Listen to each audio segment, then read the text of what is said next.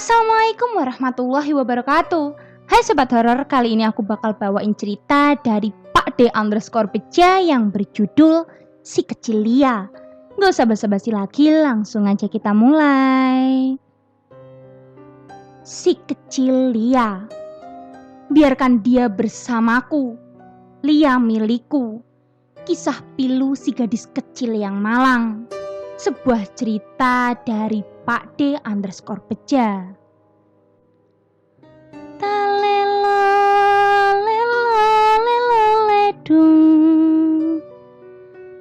Terdengar suara lirih dan sayu suara seorang nenek seperti berkidung disertai suara tangisan bayi. Begitu menyayat hati kepada siapapun yang mendengar. Suara serangga malam seakan mengiringi alunan kidung si nenek yang semakin lama semakin lirih dan menghilang di telan kesunyian. Meninggalkan suasana gelapnya malam dan sinar bulan yang temaram menembus rimbunnya pepohonan di sebuah desa di lereng perbukitan. Sebuah desa dengan jalan setapak yang begitu gelap dengan pepohonan berjejer di sepanjang jalan. Nenek Sukarsih atau Mbah Karsih, biasa orang memanggilnya, tinggal di desa ini, di sebuah rumah kecil di ujung desa. Rumah sederhana dengan banyak pepohonan, khas perbukitan di sekelilingi rumahnya. Tinggal bersama kakek Wiryo atau Mbah Wiryo, suaminya. Pagi ini sebelum ayam jantan di kandang berkokok, kakek sudah bangun. Bahkan sudah sibuk menata kayu bakar di samping rumah. Karena setelah subuh harus diantar ke sebuah rumah makan yang memesannya. Belum selesai membantu kakek menata kayu-kayunya, nenek meletakkan kayu di tangannya dan cepat-cepat masuk ke rumah ketika ia mendengar suara bayi menangis. Wah, anak cantik sudah bangun. Suara Mbah Karsih sumringah sambil tersenyum lebar. Dipegangnya popok bayi itu dan menggantinya. Kemudian menggendongnya dengan selendang. Bergegas menuju dapur membuatkan susu untuk sang jabang bayi. Dengan telaten dan penuh kasih sayang, memberikan susu dalam botol untuk diminum oleh sang bayi. Lia, nama bayi itu. Lia adalah cucu Mbah Karsih dan kakek Wiryo. Bayi yang belum genap 2 bulan itu hidup tanpa orang tua. Ayahnya sudah meninggal dunia. Lia diasuh oleh Mbah Karsih sepeninggal orang tuanya. Walaupun hidup dalam kesederhanaan bahkan kekurangan, Mbah Karsih dan kakek Wiryo memberikan yang terbaik yang mereka bisa. Bukan limpahan harta yang mereka berikan, namun kasih sayang yang cukup. Setelah memberikan susu kepada Lia, Lia ditidurkan di balai bambu yang berada di dapur. Kakek Wiryo sengaja membuatkan balai bambu untuk membaringkan Lia saat Mbah Karsih memasak. Pagi ini kakek Wiryo dan Mbah Karsih menjaga Lia bergantian untuk sholat. Dan setelahnya, kakek berangkat mengantar kayu bakar, meninggalkan Mbah Karsih dan cucunya di rumah. Pagi sudah mulai terang. Sinar matahari menembus pepohonan, perlahan menghangatkan suasana pagi yang dingin dan berkabut. Mbah Karsih keluar rumah membawa kunci kayu ke halaman rumah, mencari sinar matahari yang cukup dan meletakkan kursi itu di halaman rumahnya. Kemudian masuk kembali ke dalam rumah mengambil cucunya dan membawanya keluar. Mbah Karsih duduk di kursi, membaringkan cucunya di pangkuannya. Dengan penuh kasih, Mbah Karsih menyanyikan lagu-lagu kudangan untuk cucunya. Sesekali bercanda mengajak bicara cucunya. 2 tahun berlalu. Lia tumbuh normal walaupun jauh dari kata cukup. Lia tumbuh menjadi gadis kecil yang periang. Hari-hari tidak jauh dari kakek dan neneknya. Kemanapun kakek neneknya melangkah, Lia akan mengikutinya di belakang. Kadang merengek manja minta digendong. Lia akan dijaga Mbah Wiryo saat Mbah Karsih masak, karena sering memainkan kayu bakar di tungku kalau ikut di dapur. Dan Mbah Karsih akan kewalahan menjaganya. Bahkan sering berteriak-teriak melarang cucu kesayangannya memainkan apa saja yang ada di dapur. Semakin hari Lia semakin tumbuh besar. Hari-hari seperti anak pada umumnya. Sampai pada saat Lia berumur 5 tahun, kakek Wiryo meninggal dunia. Meninggalkan istrinya yang sudah tua dan juga cucunya. Namun Mbah Karsih berusaha tegar, melakukan apa saja sekuat tenaga dan kemampuannya untuk membesarkan cucunya. Sampai pada Lia pada umur yang mengharuskannya sekolah. Mbah Karsih seorang diri berusaha membiayainya agar Lia bisa terus sekolah. Tidak ada uang jajan untuk Lia, namun Lia mengerti dengan keadaan neneknya. Lia adalah anak yang periang. Karena keadaan ekonomi neneknya, Lia terbiasa membantu neneknya membereskan rumah, mematuhi apa yang neneknya katakan. Lia adalah anak yang penurut dan sangat sopan. Begitulah neneknya mengajarkannya. Sampai pada Lia naik ke kelas 3 SD, Mbah Karsih tidak sanggup lagi membiayai sekolahnya. Malam itu Mbah Karsih tampak menangis di dalam kamarnya. Rupanya tangisannya terdengar sampai kamar Lia yang hanya berbatas dinding kayu. "Mbah, kenapa?" ucap Lia sudah di depan pintu kamar Mbah Karsih. Buru-buru Mbah Karsih menghapus air matanya dan menyuruh Lia duduk di sampingnya. Dibelainya berkali-kali rambut panjang Lia. Tangis kembali pecah sebelum sempat nenek mengatakan sepatah kata pun. Malam itu nenek mengambil sebuah keputusan yang membuat Lia bingung. Di usia yang masih kecil, Lia belum bisa memahami keadaan. "Nak, besok ikut simbah ya." Hanya itu yang Mbah Karsih bisa ucapkan. Kemudian menyuruh Lia kembali ke kamarnya untuk beristirahat. Hari ini Lia libur sekolah setelah kenaikan kelasnya.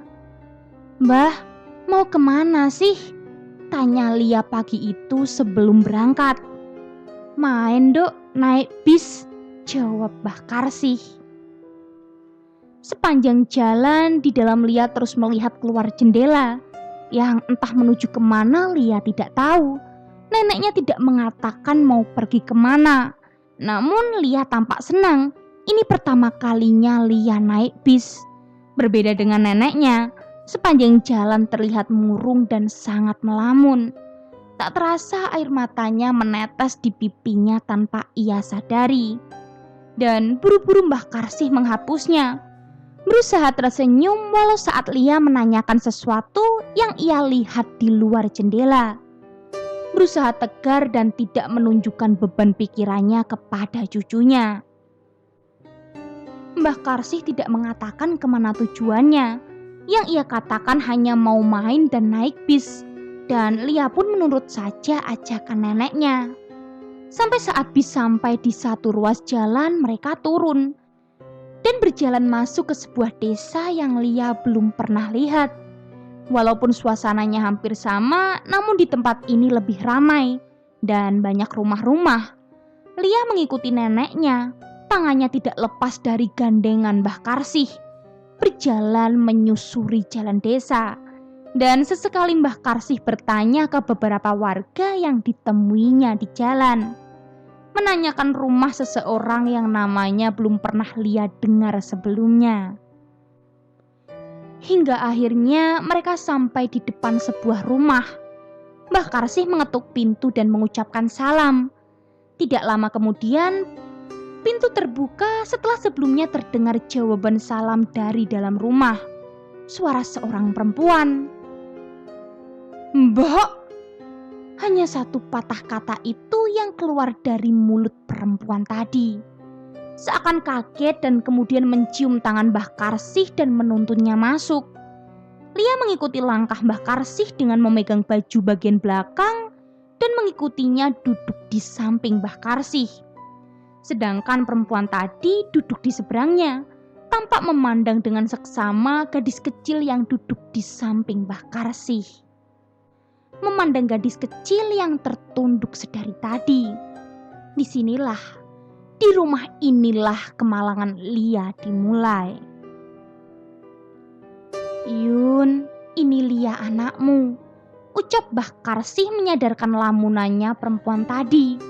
Terlebih Lia yang langsung memandang perempuan yang ada di depannya. Mata mereka bertemu saling pandang. Seakan tidak percaya, betapa tidak. Lia baru tahu kalau ia masih mempunyai orang tua. Lia baru tahu kalau masih ada seseorang yang masih bisa dipanggil ibu. Yuni, nama perempuan itu. Yuni adalah ibu kandung Lia. Yuni meninggalkan bayinya setelah suaminya meninggal. Suami Yuni adalah ayah Lia, anak Mbah Karsih. "Anakku yang cantik, ini ibumu, Nak." Sambil memandang dan mengelus kepala Lia, Mbah Karsih memberitahu Lia siapa perempuan yang ada di depannya.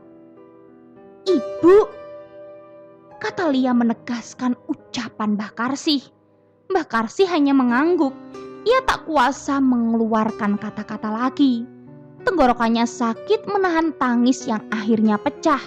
Dan ia pun memeluk cucunya. Diciumnya berkali-kali kepala cucunya. Tangan keriputnya terus membelai rambut hitam Lia. "Yun, ibu sudah tua, kakek sudah meninggal. Lia sudah besar, sudah sekolah, ibu tidak sanggup membiayai. Tolong diasuh ya Yun, kasihan anak ini tidak punya bapak." Dengan suara serak menahan tangis dan masih memeluk cucunya, Mbah Karsih mengatakan maksud kedatangannya mencari ibunya Lia. Berusaha tegar walau terbata-bata.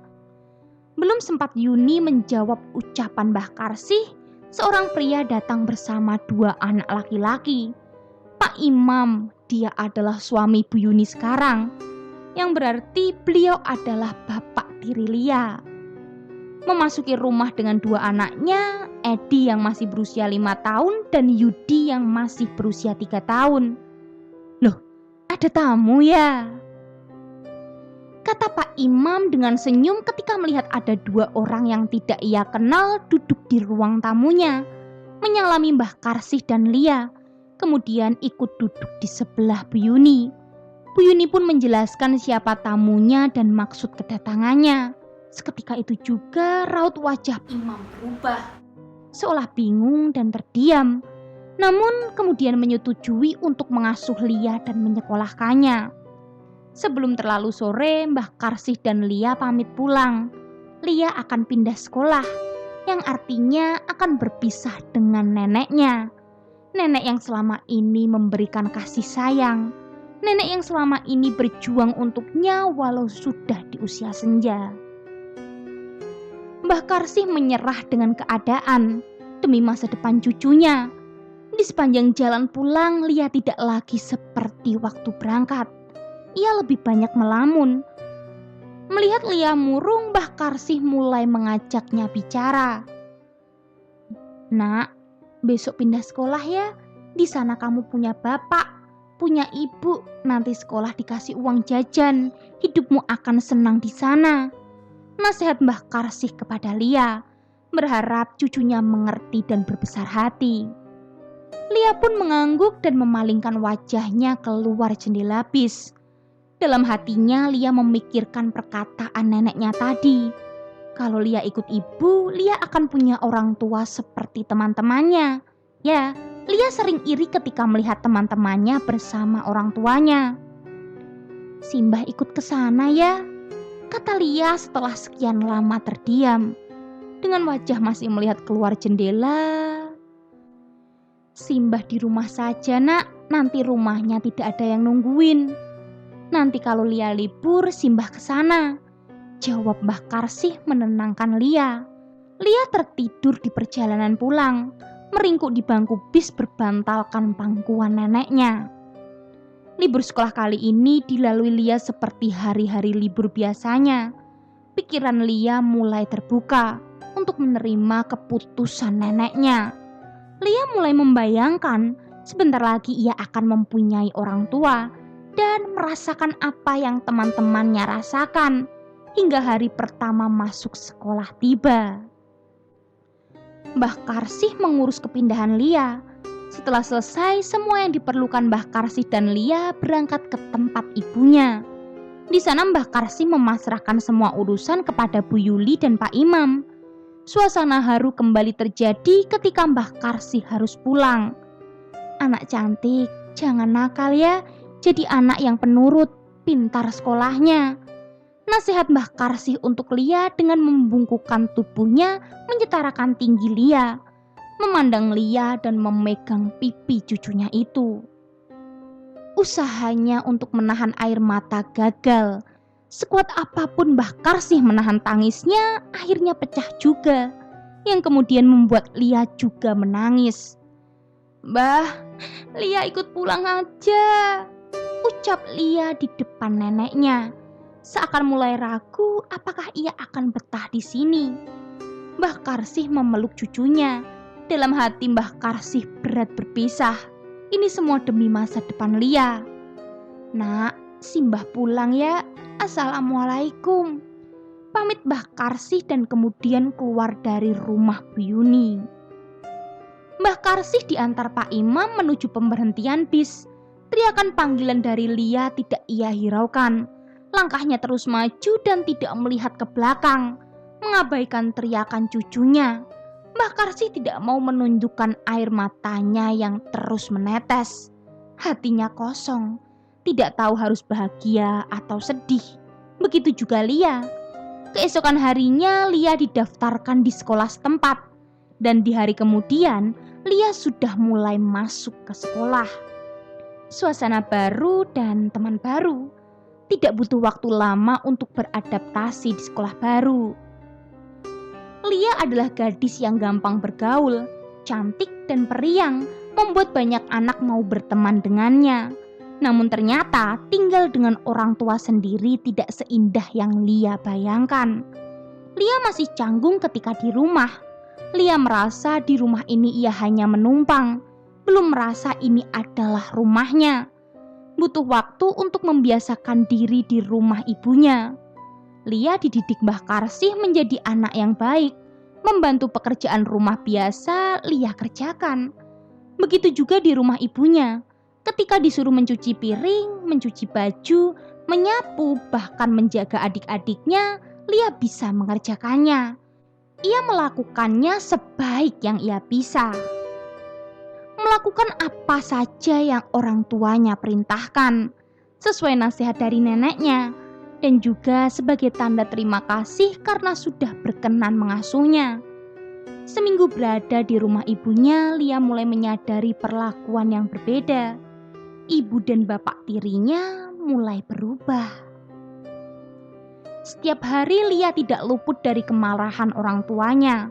Setiap hari ada saja yang salah menurut orang tuanya. Hari Minggu pagi biasanya Lia disuruh mencuci semua baju kotor di sungai dekat rumahnya. Rumah ibunya Lia berada di dekat salah satu ruas jalan tol yang ada di Jawa Tengah. Di samping jalan tol ini ada sungai dengan air yang jernih bersumber dari pegunungan. Warga sekitar biasanya mencuci dan mandi di sungai ini beramai-ramai. Warga saat itu memang jarang sekali yang punya kamar mandi di rumah. Mereka mencuci dan mandi di sungai ini. Jalan tol ini memang terkenal angker, sering terjadi kecelakaan tunggal ataupun kecelakaan searah. Tidak sedikit korban kecelakaan yang meninggal di tempat. Setelah mencuci pakaian dan mandi, Lia bergegas pulang karena khawatir akan dimarahi oleh ibunya. Namun beban yang ia angkat berbeda saat ia berangkat tadi. Lebih berat karena sekarang pakaian yang ia bawa dalam keadaan basah. Ditambah lagi, jalan menuju rumahnya sedikit naik, menambah beratnya beban yang Lia bawa. Diangkat dan diletakkan kembali ember berisi pakaian itu. Sedikit demi sedikit Lia sampai ke rumah, menjemur pakaian yang tadi ia cuci dan sarapan.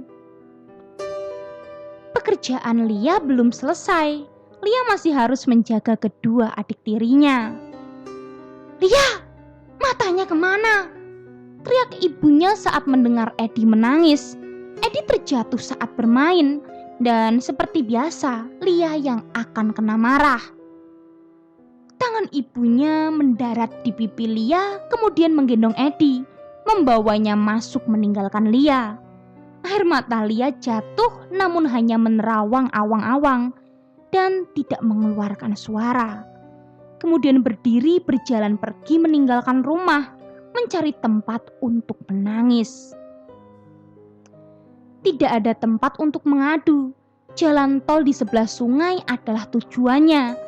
Di perbatasan jalan tol itu biasanya Lia duduk sendiri menangis dalam diam. Hanya air mata yang tak kuasa Lia bendung. Lia mencurahkan isi hatinya, menceritakan kepada dirinya sendiri. Lia berbicara sendiri dan duduk di pembatas jalan tol. Di sini adalah tempat favoritnya karena tidak akan ada warga yang akan melihatnya. Lia akan pulang setelah azan asar berkumandang. "Lia, sendalnya masukkan." Bu Yuni menyuruh Lia memasukkan semua sandal yang ada di luar. Setiap malam memang ibunya biasa menyuruh memasukkan sandal-sandal ke dalam rumah. Lia bergegas mengambil sandal dan menatanya di dalam. "Aduh, Bu!" teriak Lia dan refleks mengangkat tangannya ke atas saat kepalanya dihantam oleh adik tirinya. Eddie, adiknya yang berusia 5 tahun ini memang nakal.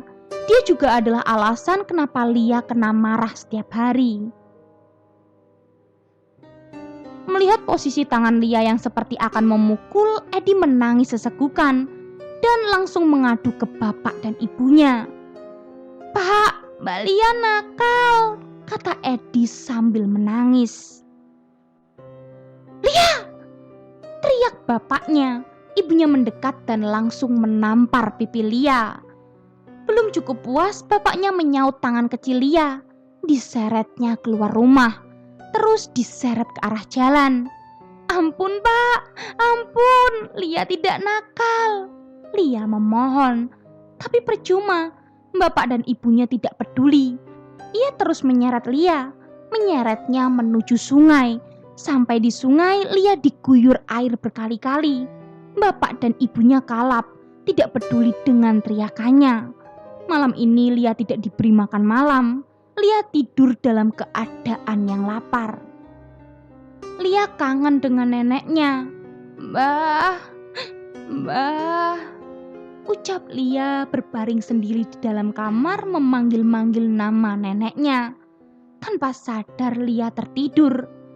Pagi harinya Lia berangkat sekolah dan pulang saat siang hari. Setelah berganti seragam, Lia makan siang dan setelah selesai, seperti biasa, Lia mencuci piring bekas makanannya. Lalu tiba-tiba secara tidak sengaja Lia menjatuhkan piringnya dan pecah. Lia dihajar, ditampar, dipukul, dimaki-maki oleh bapaknya. Lia lari keluar rumah, terus berlari menjauh. Jalan tol adalah tujuannya. Duduk menangis sesegukan, menceritakan, berbicara sendiri seakan punya teman. Tanpa sadar hari sudah mulai gelap. Lia larut dalam kesedihan sampai tidak sadar sudah mulai maghrib. Bergegas pulang walaupun takut pasti kena marah karena sudah terlambat pulang. Di jalan tol ini tidak akan ada orang yang berani lewat. Ada jembatan penyeberangan di sini yang berbeda dari jembatan-jembatan penyeberangan lainnya. Bentuknya seperti keranda mayat, dan setelah maghrib banyak penampakan pocong berjejer di jembatan tersebut. Kecelakaan-kecelakaan di sini biasanya karena pengendara melihat seseorang tiba-tiba menyeberang. Lia berjalan menyusuri setapak. Pikirannya sudah membayangkan apa yang akan diterimanya sampai rumah. Namun di tengah jalan, pandangan Lia tertuju pada beberapa gerombol pohon pisang. Langkahnya terhenti ketika melihat batang pohon pisang. Batang pohon pisang itu berwarna gelap atau hitam. Lia berhenti dan memperhatikannya. Lia menangis dan berteriak meminta tolong. Ia melihat ujung batang pohon pisang tadi ternyata seekor ular besar berkepala wanita dengan mahkota di kepalanya. melotot memandang Lia yang gemetar ketakutan. Lia tidak berani melintas, takut diterkam, kakinya semakin susah digerakkan. "Tolong!" Lia berteriak dan berlari sekuat tenaga saat berhasil melangkahkan kakinya. Bu Yuni terlihat gelisah di rumah, mondar-mandir keluar masuk, melihat keluar karena Lia belum juga pulang. Hari sudah gelap, Bu Yuni semakin tidak tenang, sampai matanya melihat anak gadis berlari menuju rumahnya. Hatinya lega, ia melihat Lia pulang. "Anak kurang ajar, main tidak tahu waktu." Tentak Bu Yuni menyambut kepulangan Lia. Tangan Bu Yuni terangkat, bersiap mendarat di pipi Lia. Namun sebelum sampai di pipi Lia, Lia menggeram, matanya melotot, menyeringai memandang ke Bu Yuni. "Masuk, cepet, anak kurang ajar!" teriak Bu Yuni menyuruh Lia masuk. Bu Yuni merasa ada yang aneh dari anaknya. Namun ia berpikir ini hanya akal-akalan Lia agar tidak kena marah. Lia masuk ke rumah tanpa berbicara kepada ibunya. Mulutnya terus menggeram, ibunya menyuruhnya makan. Semua sudah duduk di ruang makan. Namun bapak dan ibunya hanya memandang Lia. Matanya terus melotot dan menggeram. Lia makan tidak seperti biasanya. 3 piring nasi Lia habiskan. Pagi hari Lia berangkat ke sekolah seperti biasanya. Di dalam kelas ketika jam pelajaran, tiba-tiba ia menggebrak meja mengagetkan seisi ruang. Matanya melotot dan menggeram. Teman-temannya berhamburan keluar, hanya gurunya yang mendekat dan menenangkan Lia. Lia jatuh pingsan dan diantarkan pulang. Di luar dugaan, orang tuanya justru marah-marah. Mereka pikir Lia membuat ulah agar tidak bersekolah. Namun Lia pingsan kembali dan dibaringkan di dalam kamar. Keesokan harinya Lia sakit. Badannya lemas tidak bisa bangun. Orang tuanya membawa Lia ke dokter. Namun dokter mengatakan Lia tidak apa-apa. Lia sehat. Sesampainya pulang dari dokter, kemudian Lia kena marah. Tamparan kembali ia dapatkan. "Anak setan, sudah pandai menipu ya," kata orang tuanya. Lia tidak bereaksi, duduk dan tertunduk lemas di kursi ruang tamu. "Anak setan, sudah pandai menipu kamu ya," kata-kata orang tuanya. Lia tidak bereaksi. Lia tidak bereaksi. Lia hanya bisa duduk dan tertunduk lemas di kursi ruang tamunya. Orang tuanya sempat berpikir anaknya aneh. Tetapi apa yang sebenarnya terjadi dengan Lia? Gimana sobat horor? Penasaran kan dengan kelanjutan ceritanya? Kalau gitu tunggu kelanjutan ceritanya dan jangan lupa nyalakan lonceng notifikasinya. Bye!